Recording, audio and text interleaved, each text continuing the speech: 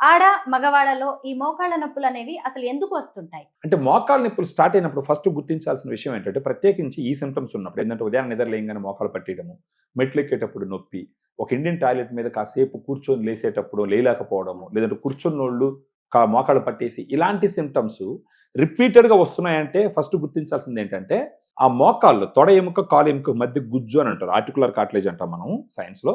దాన్ని మన అర్థం కోసం గుజ్జు అని అంటారు. ఒక కుషన్ లాగా ఉంటది. అది కరగడం మొదలుపెట్టిందన్న విషయాన్ని ఫస్ట్ గుర్తించాలి. ఇది గుర్తించుకుంటే జనాలు ఏం చేస్తారు? మెడికల్ షాప్‌కెళ్ళి ఒక పెయిన్ కిల్లర్ తీసుకొని యేసుకుంటారు.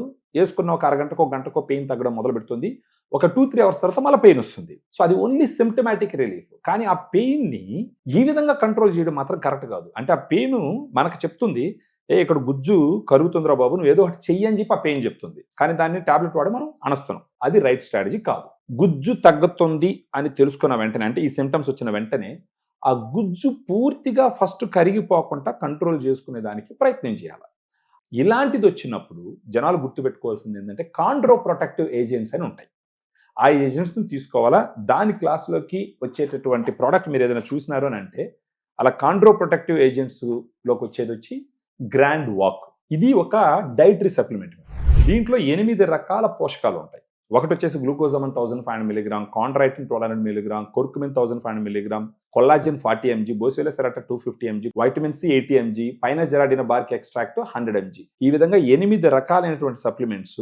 ఇంకొకటి ఇక్కడ ఏం గుర్తించాలంటే, క్లినికల్ ట్రయల్స్ లో ఏ డోస్ అయితే వాడినారో అదే డోస్ ఇవ్వడం జరిగింది. అది మోకాల్లో ఉన్న గుజ్జు పూర్తిగా కరిగిపోకుండా కంట్రోల్ చేస్తుందని అన్నప్పుడు అదే డోసులో వాడితే ఆ ఇంపాక్ట్ మనుషుల్లో కనిపిస్తుంది. సో అలా ఉండడానికి దీంట్లో వాడినటువంటి ప్రతి ఇంగ్రీడియంట్ క్లినికల్ ట్రయల్స్లో ఇచ్చినటువంటి డోస్ ఇవ్వడం జరిగింది.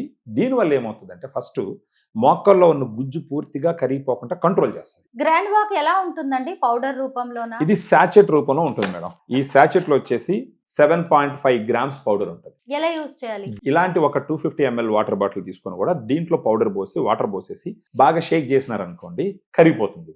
అలా షేక్ చేసి ఉదయం కానీ మధ్యాహ్నం కానీ భోజనం తర్వాత ఈ 250 ml వాటర్లో కలుపుకున్నటువంటి పౌడరు తాగాలి. షుగర్ ఉన్న వాళ్ళు కూడా తీసుకోవచ్చు. ఎందుకంటే ఇది షుగర్ ఫ్రీ కాబట్టి. ఆర్టిఫిషియల్ స్వీట్నర్స్ వాడతారు. ఎందుకంటే అంతే, ఈ బోసిలెసెరాటా అనేది ఒక బెరడు చెట్టు నుంచి తీస్తారు. పైనజెరాడిన బార్క్ ఎక్స్ట్రాక్ట్ అంటే అది కూడా ఒక బెరడు నుంచి తీస్తారు. పసుపు నుంచి తీసిన కర్కుమిన్ ఉంటుంది. ఇవన్నీ మామూలుగా అయితే తీసుకోలేరు కదా. అందుకని చెప్పేసి ఆ పెలాటబిలిటీ కోసం కొంచెం ఆర్టిఫిషియల్ స్వీట్నర్ యాడ్ చేస్తారు. షుగర్ వాళ్ళకి ఎలాంటి ఇష్యూ ఉండదు. ఇలా రోజుకు ఒకసారి ఒక 1 month వాడితే వాళ్ళకు నొప్పి తగ్గడం మొదలు పెడుతుంది. ఒకసారి నొప్పి తగ్గడం మొదలు పెట్టిందంటే ఆటోమేటిక్గా వాళ్ళే కంటిన్యూ చేస్తారు. సైడ్ ఎఫెక్ట్స్ అయితే ఏమీ ఉండవు కదా. ఇది డైటరీ సప్లిమెంట్ కాబట్టి సైడ్ ఎఫెక్ట్స్ ఉండేదానికి ఛాన్సే లేదు.